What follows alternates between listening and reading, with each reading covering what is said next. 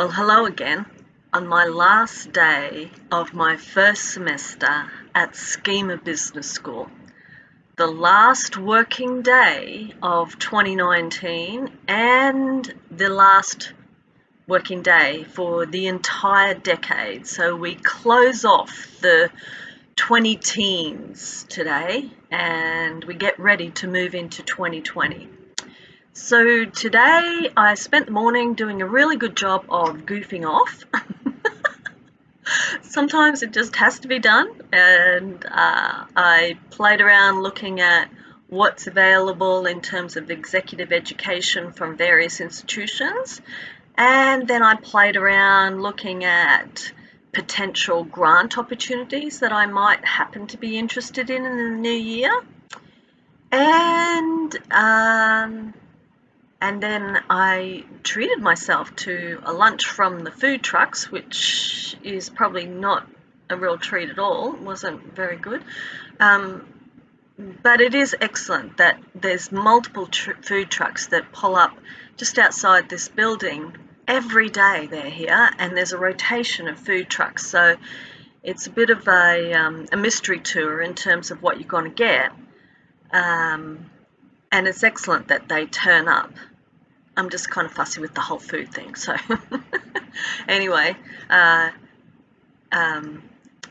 spent the afternoon trying to figure out my approach to 2020. And I do this regularly. I do this multiple times a year. I have a research plan. And so to work up this research plan, I start with patting myself on the back, which I'm not very good at and I've learnt to deliberately do over the years. I start by acknowledging what I've recently had accepted, and it's always nice to see that in a concise summary that, I have done loads. I have to remind myself how much I actually do. I have to remind myself that I travel at a hectic pace and other people don't operate like this. So I start with a summary of what I've had accepted recently. From there, I'll do a summary of what's currently under review. And so I've had multiple acceptances recently. I've got multiple papers under review currently. From there, I work on a table of projects that are in progress, papers that are in progress, work in progress, and usually that's about a full page summary. I have multiple projects that I'm currently working on. And then from that table summary of what I'm currently working on, that table summary will include working title, target journal, or target conference, authors, topic of research that it falls under, status, where it's currently up to, where that effort is currently up to, and then the goal. What's the next step in progressing this paper or project? So from that summary table, then I'll translate it into something that looks like this, which is basically saying I'm working on, it's a semester-long plan of action, implementation plan for my research pipeline, basically. And this printout I will put up in front of me, within easy reach, and I will deliberately scribble all over it and like here's the one that I've had going this semester. So I'm scribbling all over it, I'm putting Post-it notes on it, and it's a dynamic document basically. So going into 2020, I know exactly what my research goals are, and I know what I'm going to be working on when. Of course it changes, and of course I have to be flexible about that.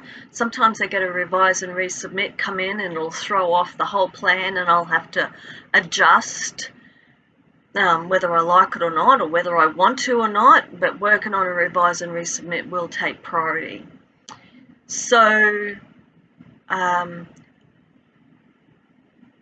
in the new year, I'm going to be teaching, and I'm going to be recording, and I'm going to be posting the teaching content that I'm producing for the undergraduate strategy course and the master's level course on global marketing. And I'm really looking forward to that. These are courses that I haven't taught before, and I've designed them in a way that I don't usually teach. And so I've done that because the context is different here at SKEMA with predominantly French students. The class sizes are different, and so the course has to be different, designed differently, or tailored to cater. And so now I sign off for the semester, for the year, for the decade, and supposedly I take the next 2 weeks off. That's hilarious, right? Because you know exactly what I'm going to do. I'm going to be writing that whole time. I'm going to be writing to make a special issue submission in early February. So I'm going to take my 2 weeks that I have away from the office to sleep in and definitely watch lots of movies and go shopping and do lots of cooking and catch up with friends and family in Texas. We're heading to Texas. It's a 3-day drive to get there.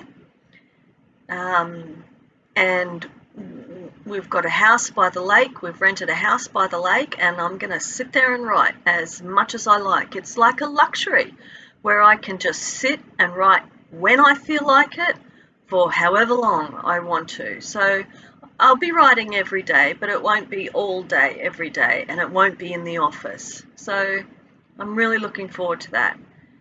And for now, I just say goodbye to 2019 and all that this decade has brought for me, all of the good, the bad, and the ugly. I've had many achievements in the last 10 years, including making it to full professor. Immigrated to New Zealand in 2012. Yes. And I was there less than a year before I then shifted to the US and worked for University of Texas for 7 years, and now I'm with SKEMA Business School in Raleigh. So who knows what the next 10 years is going to bring. You know, I think part of being successful in academia is, one, never give up. You know, we have to learn to be so persistent, and we need to learn to believe in ourselves.